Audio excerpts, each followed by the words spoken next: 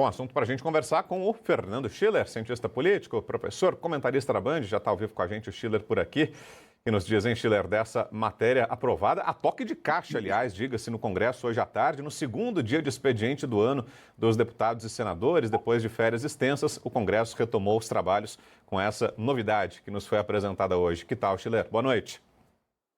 Tudo bem, Vitor? Vamos lá, só para reprisar para o nosso telespectador aqui entender bem, não é? Você trabalha 3 dias e tem um dia de folga, né? Tem um dia de licença, certo?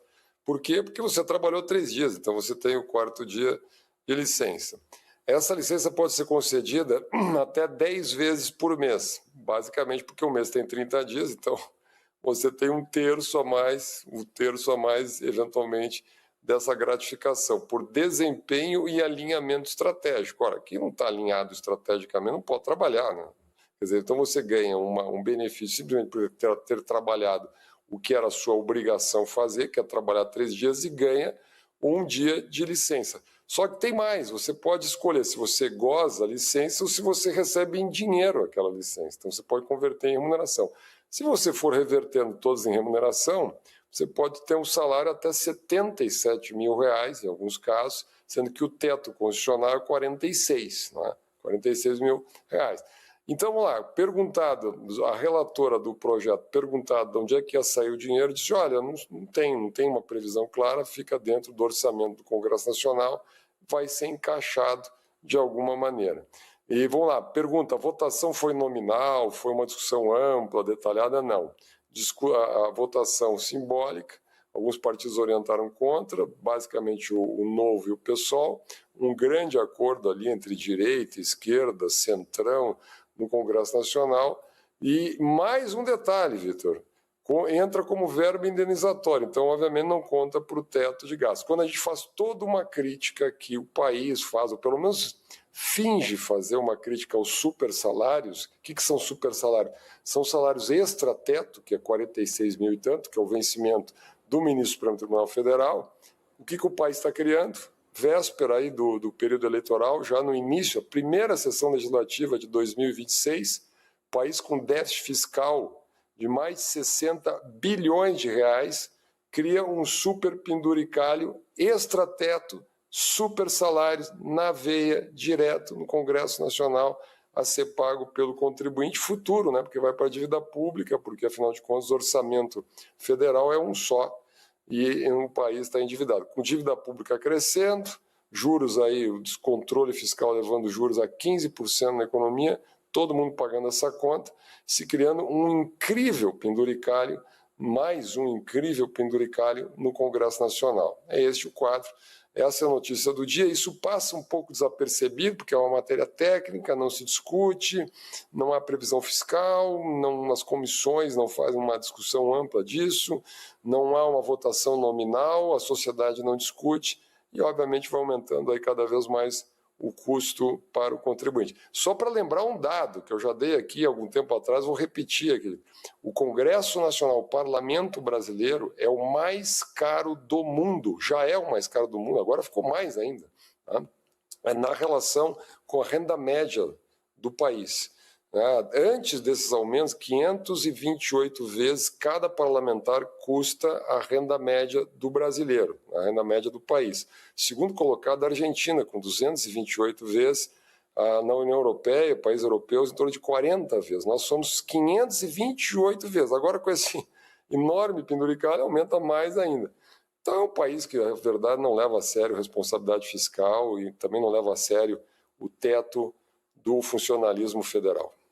Pois é, né, Schiller? E esse é um ponto que me chama a atenção, porque hoje o Congresso Nacional é dito como um Congresso mais conservador ou mais à direita, com um viés mais liberal, de centro-direita, enfim, como queira. O próprio Congresso se opôs a algumas matérias do governo que tinham justamente como foco a ampliação dos gastos públicos. Tem essa crítica majoritária hoje dos senadores e deputados, especialmente aí que compõem o centrão ou a direita, de que o governo gasta demais, que é uma política expansionista, quando deveria ser contracionista, tudo isso. Mas aí na hora das votações, das decisões, essas matérias avançam facilmente. Ontem a gente teve, por exemplo, na Câmara, mais de 400 votos pelo programa Gás do Povo, de distribuição de botijões, que passou hoje também sem nenhuma dificuldade no Senado. Então parece que discurso e prática nem sempre caminham juntos, né, Schiller? Dá essa sensação, é isso mesmo? Olha, o Congresso é basicamente corporativo, né? Quer dizer, tem uma bancada liberal lá que é basicamente em torno do Partido Novo, mas é uma bancada muito pequena. O Partido Novo e alguns outros parlamentares, então não conta, vota contra, né? O Partido Novo orientou votação contra tanto o gás do povo contra esses aumentos agora, mas é minoritário, não pesa. Se você pega os grandes partidos, à direita e à esquerda, e aí inclui todo o chamado centrão, ou boa parte do centrão, é a demanda corporativa. O deputado ele pensa, olha, por que eu vou me incomodar? Esse assunto a sociedade não presta atenção. O jornalismo maltrata, né? A gente trata aqui na Band e tal, mas em geral esse assunto não é tratado como uma matéria técnica, pouca gente entende, etc. Por que eu vou me indispor com pessoas que estão muito próximas aqui, que têm corporações fortes operando em Brasília, dentro do próprio Congresso, não é? E o contribuinte paga, vai para a dívida pública. O Brasil hoje tem um incrível extrateto. Nós já temos aí um orçamento extrateto que vai acima de 300 bilhões. Aí entra precatórios, programas sociais, todos os recursos recentemente, até as fraudes do INSS, a compensação que o governo federal fez, até a compensação das empresas exportadoras em função do tarifaço, apoio aos enchentes lá no Rio Grande do Sul, necessário, mas deveria ser feito dentro do teto. Então, nós desmoralizamos a regra fiscal no Brasil, ainda assim o país tem um déficit primário elevado, aumenta a dívida pública.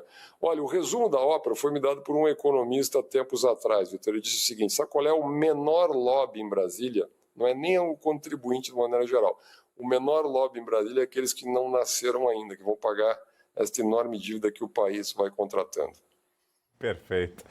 Agora, Schiller, deixa eu te ouvir sobre um outro assunto de hoje, lá de Brasília também. O presidente da CPMI do INSS anunciou que foi adiado. Depoimento de Daniel Vorcaro, dono do Master, iria quinta-feira agora à CPMI. Um depoimento muito aguardado, mas ficou para depois do Carnaval, dia 26 de fevereiro. Como é que você analisa essa decisão? E será que esse depoimento do Vorcaro vai entregar tudo que está prometendo? Olha, tem vários detalhes aí, né? Primeiro, a fragilidade da própria CPI, precisa negociar, a CPI deveria convocar, né? O Vorcaro vai lá na condição de testemunha, portanto ele poderá responder ou não, em primeiro lugar, a uma negociação da CPI com o senador Carlos Viana, enfim, com os advogados do Vorcaro, e basicamente a negociação é a seguinte, ele vai como testemunha, então ele pode optar por falar ou não, silenciar ou não, responder o que ele deseja, né? Depois do Carnaval, então ele tem um tempo para ir em negociações, para preparar isto bem, e mais, né, um compromisso dos advogados de que o Vorcaro não entra com pedido de habeas corpus junto ao Supremo Tribunal Federal, o ministro Dias Toffoli, que ali há uma grande chance de que esse pedido fosse concedido. Então, vamos lá, tem muitos poréns aí, e o mais importante, talvez, é o depoimento que fica restrito àquilo que diz respeito às fraudes no INSS.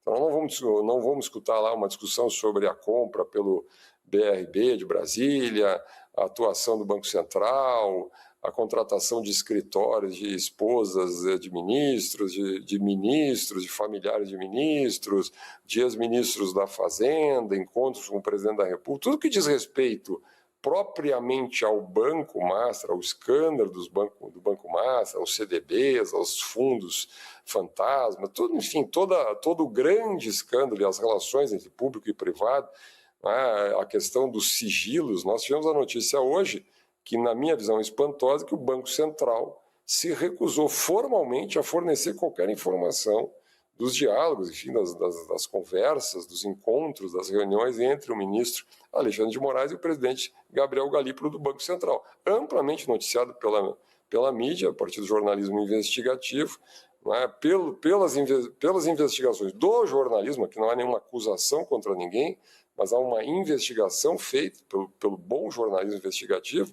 Muitas dessas conversas focadas no próprio Banco Master, entre autoridades, né, de alto escalão na República, uma autarquia federal de natureza especial, como é o Banco Central, o nosso mais importante tribunal, que é o STF, não se tem informação em uma recusa a partir da Lei de Acesso à Informação, que é um direito do cidadão, a transparência, a publicidade, não se tem informação sobre horários, datas, frequência e muito menos sobre o conteúdo. Então, imagina, você faz uma reunião entre o presidente do Banco Central, o ministro da Suprema Corte do país, não tem uma ata, não tem um registro de conteúdo. não é? Então, vamos lá, né? Muito sigilo, pouca transparência nesse processo como um todo. E neste caso, depoimento Vorcaro, muito focalizado, fundamentalmente focalizado, nas fraudes do INSS. Por quê? Porque o Banco Master operava os descontos consignados, o empréstimo consignado, que depois ia lá para o descontado pelo aposentado, né? O banco adiantava, era descontado dos aposentados. A grande questão é onde este recurso era investido. Não é? O que o banco fazia exatamente com esse recurso? Utilizava esses créditos para N operações, não é? Mas é uma CPI, na verdade, que tem um poder de fogo muito limitado. O fato é que existe, este é o ponto fundamental, Vitor, existe hoje um pedido formal com assinaturas de senadores e deputados para a abertura de uma CPMI no Congresso Nacional que faça efetivamente, passe a limpo o caso do Banco Master como um todo. Uma CPI que precisa ser abrangente, que envolva todo o Congresso Nacional, multipartidária e que tenha autoridade para efetivamente quebrar os sigilos, fazer a investigação que deve ser feita do caso Master, que é um caso que diz respeito a todo o sistema político brasileiro, governo, oposição, Banco Central, governo do Distrito Federal, Tribunal de Contas, Supremo Tribunal Federal, enfim, envolve muita gente, o coração do sistema republicano brasileiro e, obviamente, deveria ser objeto de uma CPMI exclusiva no Congresso Nacional. Isso está na mão, na famosa gaveta do senador Davi Alcolumbre. Ele tem que tomar essa decisão. Olha, pelo pronunciamento que ele fez na abertura do ano legislativo, não acho que isso vai acontecer. Eu acho que não é realista que aconteça. Cabe a nós da imprensa colocar essa questão com clareza, mas acho que não vai acontecer.